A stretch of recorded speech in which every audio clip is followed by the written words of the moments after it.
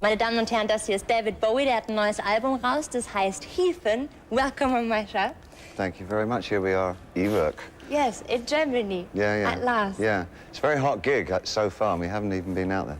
Very Yes. sweaty, yeah? Yesterday would have been better, because that was really cold yesterday. Yeah, it would have been a good one for indoors. Never But then mind. the fans outside get Never wet. mind, it'll be good. Exactly. Yeah. I heard that you're a massive Daniel Johnston fan. How Yes. did you get into his music?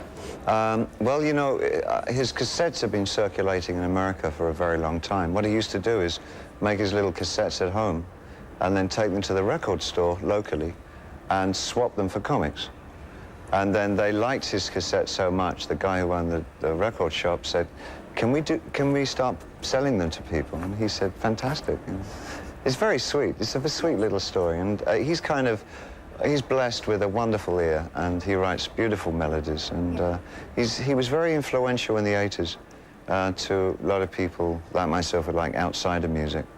Yes. You know, and he got really well known. Then I think Nirvana picked up on him as well. Exactly. And they really Kurt Cobain was running around with t-shirts. That's right, yeah. T-shirts with his name on. Yeah. But I wanted to talk about sort of artists and their sort of very strange naivety, like also Syd Barrett or Brian Wilson. Very much in the same kind of lineage. Exactly, yeah. but somehow it seems to get dangerous. If you have an artistic purity, then suddenly your mind goes... Whoop.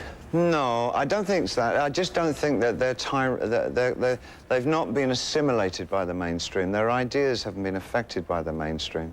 I think most writers, whether they want to or not, find they're writing things more conventionally than they would because they want to have some kind of entry into that mainstream, you know? Yeah. And I think these guys are writing so strictly for themselves, some of them totally unaware that there is an audience for them, that the way it comes out is in such a pure form.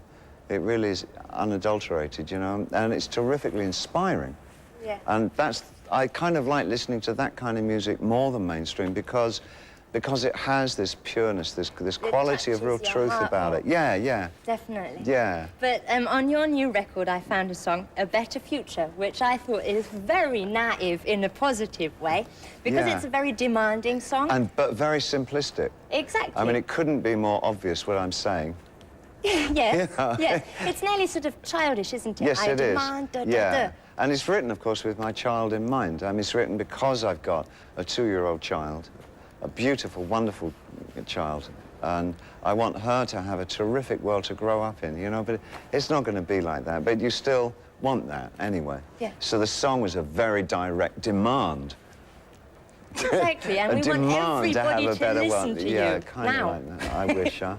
But what I realized on that song is because it's a very demanding song, but you sing it in a very calm and quiet way. Yeah. How did that occur to you to have that? It just sounded too pedantic if I got aggressive with it, and it sounded much more effective.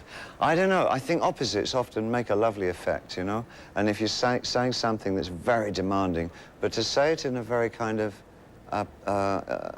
balanced voice, you know, it kind of, it has an interesting effect on the listener, I think. Yes.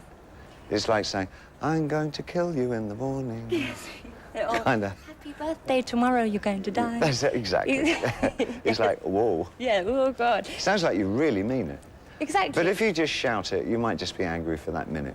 And mafia bosses, they're always very calm, aren't That's they? very true, yeah. Yeah. Absolutely, yeah. There's this incredible ballad on your new record called Slip Away. Oh, you like that, do Yes, you? very much. We're doing that tonight. Good. Yeah. Is that about people who live in the past? It's actually about, well, it's about the past more than the people that lived in it, I think. There was a television character on American television in the late 70s that John Lennon turned me on to. And in turn, Iggy Pop and I became huge fans of this character. His name was Uncle Floyd. And he had a children's show, ostensibly a children's show, but actually it worked on an adult level. It was very funny for adults, and he knew it. Children wouldn't have got it, yeah. It was one of those shows, you know, 2-level show. We used to kind of rush to a television set about 5 in the afternoon, never miss it. And it would have us on the floor. And everybody, it was kind of a very in show in New York. It was on Channel 68, which was like a tiny little station out of New Jersey, you know? Yeah. And he did it out of his living room with all these Italian friends of his, you know, hey, yo, ooh. It was all kind of like Bobby De Niro doing comic stuff for children. I mean, it was really funny, yeah. And I guess the song is really about the feeling that that time was somehow more peaceful and fulfilling and committed than it is right now, which of course is not true, but you get that sense that nothing can be as bad as what it's like now. You know, that where are you? And so when I'm saying, like, where are you, Uncle Floyd, I'm really saying, where is that time gone? You know, where is that piece of space that felt so secure? Yeah. The security of laughter and feeling good and all that. Of course, you're not only a musician. I'm not only a musician. No, you can do even more than that. I'm also a very good gardener. And can you fish? Green fingers. Yeah. No, I can't. You're not. I You're can't a cook liar. either. I burn water. I'm a terrible cook. Really? Yes, very Not even eggs? What? I could probably do an egg, yeah. Okay. But as you're not only... We've got 3 minutes. As you're not only a musician, do you think music has too many limits, that you would like to achieve something in music which you can only do in a painting? Well, that's interesting, yeah. I do find that I go backwards and forwards, not so much these days, as I really, really am happy with what's happening with me as a writer. I like the way I'm writing, and I like the way the records are sounding, and so I'm finding a lot of fulfillment in what I'm doing at the moment. It's really cool. I'm really happy the way things are going as a writer. But I did find there was one time when I would just alternate all the time, go from literally from song to painting and backwards and forwards. But what I found is that one would help the other.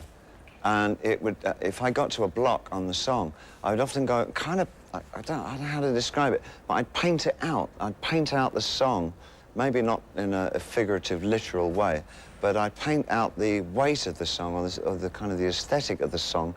And often it would clue me, it would give me a breakthrough, and I'd go back to the song again. I know what it's missing, and I'd go back and, you know, they're kind of reciprocal. They kind of helped each other. Yeah. Yeah. Okay. I do enjoy both very much. I'd like to talk about the Pixies. You Hey. covered them? Oh, what? Yeah, Pixies. It's Yes. Italian band, you know. Oh, no, God, no, don't. No, Really? No. No. And you covered Cactus on your new record. Yeah. But the Pixies, they always run around, or used to run around, and say that they were influenced by you. What is it like for you? Oh, I mean, I was so around flattered when I heard that. You know, Charles came and did a gig with me in '97. He came to New York. I had a 50th birthday show, and he came up and sang a couple of songs with me. It was lovely. We had worked together before in the early '90s when I had the band Tin Machine. We were sort of doing shows together in Europe. Because at that time, the Pixies, they were just splitting up, which is so, I thought was really sad. They should never have split up. They were such an important band.